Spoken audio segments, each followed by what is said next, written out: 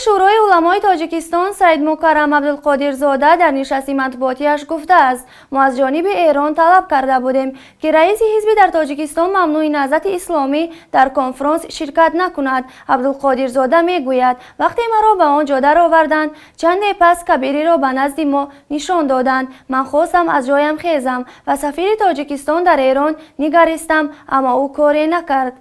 به سوال خبرنگار که چرا با کبیری با دست سلام کردید مفتی جواب داده است در یک کنفرانس بین المللی و زیر نگاه کامراهای ویدیویی خوب نیست دست ندهی. از حرفهای مفتی معلوم می شود مقامات تاجیکستان قبل از کنفرانس از جانب ایران طلب کرده بودند تا رئیس حزب ممنوع شده نهضت اسلامی تاجیکستان در آن کنفرانس شرکت نکند، اما با وجود این طلب مقامات ایران شرکت رئیس حزب ممنوع شده نهضت اسلامی تاجیکستان را بر طلب حکومت تاجیکستان ترجیح داده و او را دعوت کردند. در قطار نمایندگان تاجیکستان جای دادن محیدین کبیری هم از آن درک می‌دهد که مقامات ایران تا هنوز چون نماینده تاجیکستان قبول می‌کنند. نوابسته از آن که حزب ممنوع شده نهضت اسلامی تاجیکستان در تاجیکستان حزب تروریستی اعلان شده است.